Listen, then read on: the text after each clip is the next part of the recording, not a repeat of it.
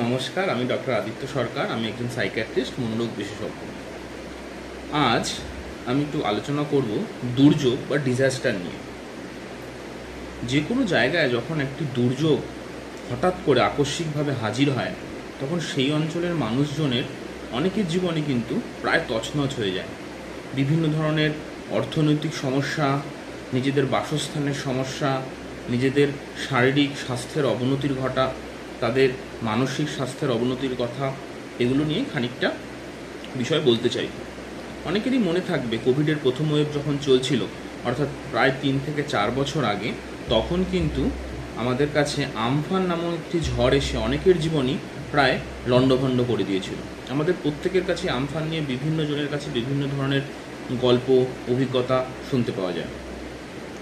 এবং কোনো একটি অঞ্চলে যখন এই দুর্যোগ বা ডিজাস্টার এসে হাজির হয়, সেটা ম্যানমেডও হতে পারে, অর্থাৎ কিনা মানুষ দ্বারা হয়েছে তৈরি, অথবা প্রাকৃতিক কোনো একটা কারণে, তাহলে কিন্তু সেই অঞ্চলের মানুষজনদের প্রচুর বিভিন্ন অসুবিধার সম্মুখীন হতে হয় এবং তাদের বিভিন্ন ধরনের পর্যায়ক্রমে বিভিন্ন ধরনের ধাপের মধ্যে এগোতে এগোতে এগোতে সে কিন্তু আগের যে জীবন, ডিজাস্টারের পূর্ববর্তী জীবন, সে ধীরে ধীরে ফিরে পেতে শুরু করে। এবার প্রথম যে কথাটা বলতে চাইবো, আমরা ডিজাস্টার বা দুর্যোগ কাকে বলবো। ধরুন একটা জায়গায় একটা পথ দুর্ঘটনা হয়েছে, বা একটা জায়গায় একটা দুষ্কৃতীদের আক্রমণ হয়েছে, বা একটা জায়গায় একটা কোথাও বোম ফেটেছে বা আগুন লেগে গেছে বড়, তাহলে কি আমরা বলতে পারি যে সেখানে একটা ডিজাস্টার হয়েছে? তো ডিজাস্টারের বিভিন্ন দিক রয়েছে, আমরা বলি বিভিন্ন ডোমেন রয়েছে। কোনো সুনির্দিষ্ট লাইন দিয়ে একে সংজ্ঞায়িত করা বা ব্যাখ্যা করা বা নির্দিষ্ট করে দেওয়া সম্ভব নয়।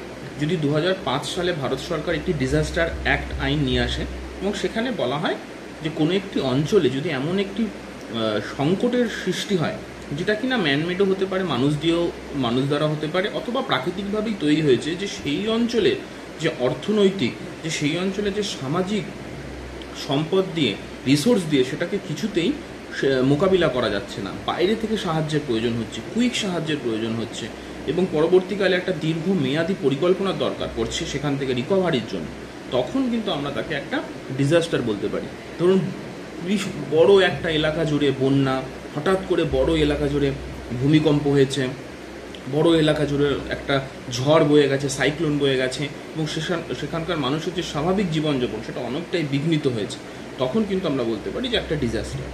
এবং ডিজাস্টারের পরবর্তীকালে একটি মানুষ এবং তার পরিবার কী কী সমস্যার মধ্যে দিয়ে যায়, বিশেষত স্বাস্থ্যের দিক থেকে কী কী জায়গার অবনতি ঘটে, সেগুলো নিয়ে খানিকটা আলোচনা করব।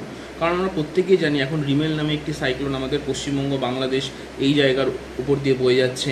কলকাতায় খুব বেশি ঝড় না হলেও কিন্তু এখানে সারাদিন বৃষ্টির জন্য বিভিন্ন জায়গায় ওয়াটার লজ, জল জমেছে, প্রচুর কিছু সমস্যার সম্মুখীন হতে হয়েছে মানুষের, বিশেষ করে উপকূলবর্তী জায়গায় যারা রয়েছেন, সাগরদ্বীপ, ক্যানিং, বকখালি, ওই সমস্ত জায়গাতে। তো এই সমস্ত দুর্যোগ যখন আসে, তো একটি মানুষের কাছে প্রথম যে বিষয়টি এসে হাজির হয় তা হলো অনিশ্চয়তা।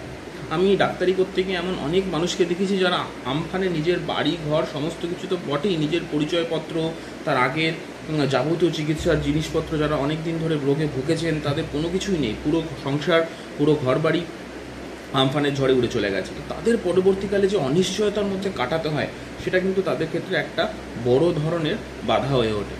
ধরুন প্রথমে যখন একটা দুর্যোগ আসবে, এখন যখন প্রচণ্ড টেকনোলজি উন্নত হয়েছে, টেকনোলজি এতটাই উন্নত হয়েছে, আমরা 20 দিন বা তার 7 দিন আগে থেকে জানি যে এই সময়টা একটা বড় ঝড় আসবে। এইটার মধ্যে আমি কীরকম প্রস্তুতি নিচ্ছি, আমি কতটা কুইক রেসপন্স করতে পারছি, আমি কতটা সহজে রিলিফ, অন্যান্য জায়গার সাথে কানেক্টিভিটি, সংযোগ তৈরি করে পথে পৌঁছে দিতে পারছি, এটা কিন্তু খুব গুরুত্বপূর্ণ। তার ক্ষেত্রে কতটা সহজে রিহ্যাবিলিটেশন হচ্ছে, কতটা রিকভারি হচ্ছে, এবং সে কী করে আগের পূর্ববর্তী অবস্থায় ফিরে আসছে, এইটা কিন্তু আমাদের প্রত্যেকের কাছে খুব গুরুত্বপূর্ণ। বিভিন্ন ফেজের কথা, ধাপের কথা আমি বলেছি। যে প্রথম যখন যে ঘটনাটা ঘটে, দুর্যোগ ঘটে, তখন আমরা দেখি যে মানুষ একসাথে বাঁচতে চায়, মানুষ একে অপরের হাত ধরাধরি করে বিভিন্ন জায়গায় বাঁধ তৈরি করছে, বিভিন্ন জায়গায় অস্থায়ী বাসস্থান তৈরি করছে। এই প্রথম 1-2 সপ্তাহ আমরা এটাকে বলি একটা হিরোইক ফেজ, যে সবাই একসাথে কিছু একটা করব, একসাথে মোকাবিলা করে প্রাকৃতিক দুর্যোগ বা কোনো একটা দুর্যোগকে সামলে দেবো, এই একটা মনোভাব কিন্তু থাকে। তারপরে শুরু হয় হানিমুন ফেজ, অর্থাৎ কিনা আমরা এটাকে বলি যে এই সময় বিভিন্ন এনজিও, বিভিন্ন সামাজিক সংগঠন, বিভিন্ন সরকারি জায়গা, মিডিয়া, প্রত্যেকে সেখানে এসে হাজির হয়। তাদের ইন্টারভিউ নেয়, তাদের সাক্ষাৎকার নেয়, কী কী প্রয়োজন, কী কী না প্রয়োজন, এই সমস্ত বিষয় নিয়ে আলোচনা শুরু হয় এবং তাদেরকে দেখা যায় আমাদের বিভিন্ন ধরনের সংবাদ মাধ্যমের পোর্টালে, আমাদের খবরের কাগজের পাতায়। ধীরে ধীরে কিন্তু এটা কমতে শুরু করে। যত দিনে হবে 3 থেকে 4 সপ্তাহ পরে কিন্তু জনমানুষের মধ্যে তাদের যে স্মৃতি সেটা কমতে শুরু করে এবং দেখা যায় যে তাদের যে আগেকার যে গুরুত্ব, আগেকার যে অ্যাটেনশন, আগের যে মনোযোগ, সেটা কিন্তু তাদের অনেকটাই কমে আসছে। এটাকে আমরা বলি ডিসইলিউশনমেন্ট ফেজ, অর্থাৎ কিনা ধীরে ধীরে ধীরে ধীরে কেটে যাচ্ছে। এবং তারপরেরটা হচ্ছে রিস্টোরেশন, সে কীভাবে আগের জায়গায় পৌঁছতে পারছে।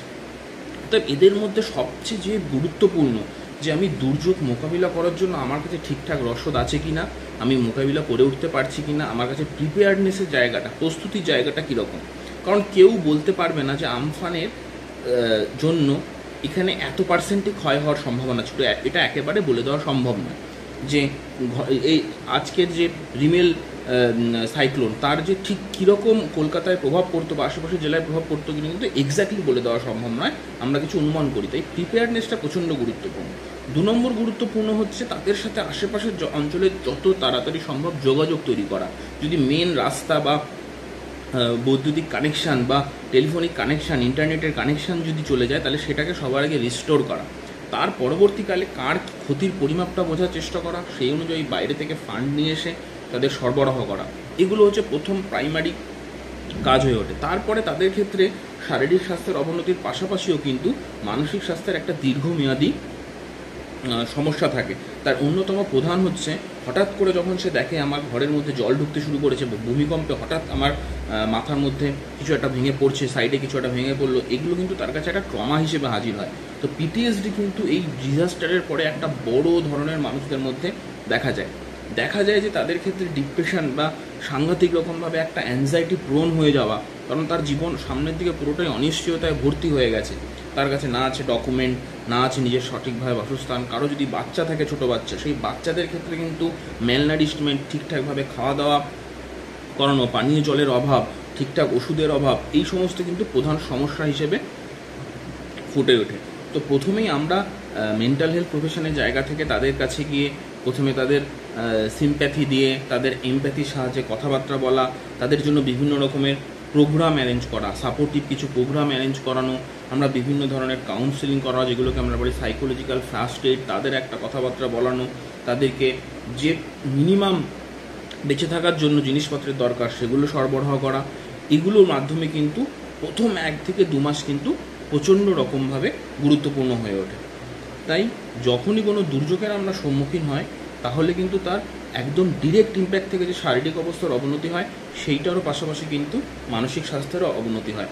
তাই বিগত 50 বছর ধরে কিন্তু ডিজাস্টার সাইকিয়াট্রি এই টার্মটি প্রচণ্ড রকমভাবে উঠে আসছে। আর বিভিন্ন জায়গায় দুর্যোগ মোকাবিলা করার জন্য বিভিন্ন জায়গায় কিন্তু mental health professional, social worker, clinical psychologist, এদের বিভিন্ন জায়গায় কিন্তু দরকার পড়ছে মানুষকে আবার তার পূর্ণ অবস্থায়, আগের অবস্থায় স্বাভাবিক জীবনযাপনে ফিরিয়ে আনার জন্য।